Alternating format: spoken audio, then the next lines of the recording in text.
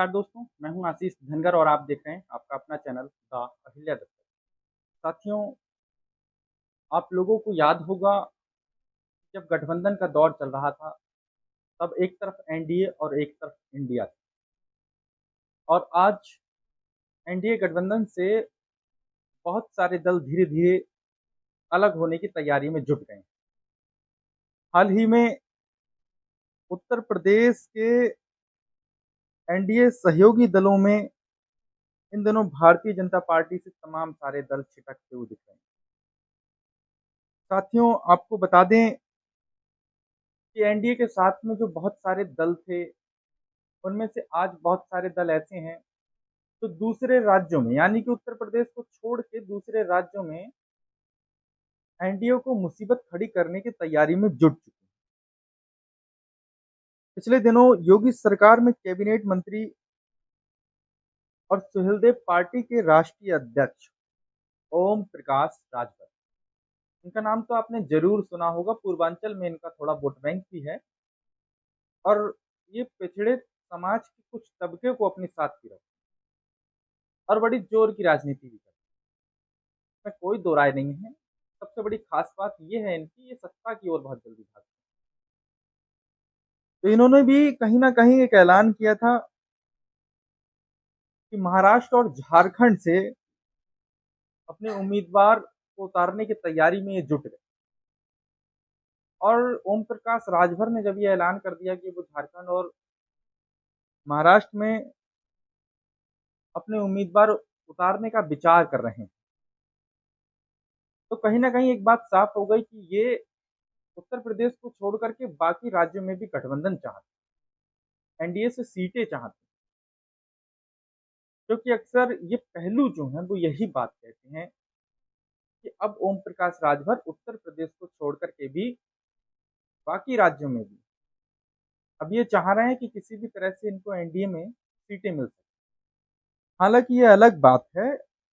और ठीक इनके बाद राष्ट्रीय लोकदल की मुखिया जयंत चौधरी ने जम्मू कश्मीर में चुनाव लड़ने का ऐलान कर दिया है। आपको बता दें, केंद्र सरकार में मंत्री और एनडीए के सहयोगी जयंत चौधरी बीजेपी से दूरी बनाते हुए दिखे। जयंत चौधरी अपने आप में बड़े ही मजबूत हैं और पश्चिमी उत्तर प्रदेश में इनका अच्छा वोट बैंक भी है। मुस्लिम और जाटों का समीकरण बनाकर के राजनीति विशेष तौर पर करते हैं। मेरठ, बागपत, हरियाणा, मुजफ्फरनगर ऐसे तमाम जिलों में इनका अच्छा खासा वोट बैंक है, अच्छी पकड़ है पार्टी। और अब जम्मू कश्मीर में रालोद चुनाव लड़ने की तैयारी में। रालोद ने भी जम्मू कश्मीर में उम्मीदवार उतारने का ऐलान कर दिया है। माना जा रहा है रालोद 15-20 विधानसभा सीटों पर चुनाव लड़ सकती है। उन्होंने कश्मीर पहुंचकर चुनाव की तैयारियां भी शुरू कर दी। आपको बता दें कि राष्ट्रीय लोकदल के महासचिव त्रिलोक त्यागी ने जम्मू कश्मीर के लिए पार्टी की ओर स्टार प्रचारकों की लिस्ट जारी कर दी है। त्रिलोक त्यागी ने पार्टी की ओर से स्टार प्रचारकों की सूची जारी कर दी और इसमें पार्टी अध्यक्ष जयंत चौधरी, यूपी में रालोद के दोनों सांसद चंदन चौहान और राजकुमार सांगवान के साथ छपरौली सीट से विधायक और एमएलसी के नाम भी शामिल। साथियों, स्वास्थ्य भी थोड़ा ठीक नहीं है, लेकिन ये खबर बड़ी इंपॉर्टेंट और रालोद महासचिव ने साफ कर दिया है कि जम्मू कश्मीर में उनका बीजेपी के साथ कोई गठबंधन नहीं है। यानी कि उन्होंने कहा है कि हम यहाँ अकेले चुनाव लड़ेंगे और जैसी भी सीटें होंगी, जो भी जनता का परिणाम होगा, वो सारी चीजें एक्सेप्ट करेंगे। आपको बता दें कि 10 साल बाद जम्मू कश्मीर की 90 विधानसभा सीटों पर 3 चरणों में मतदान होगा।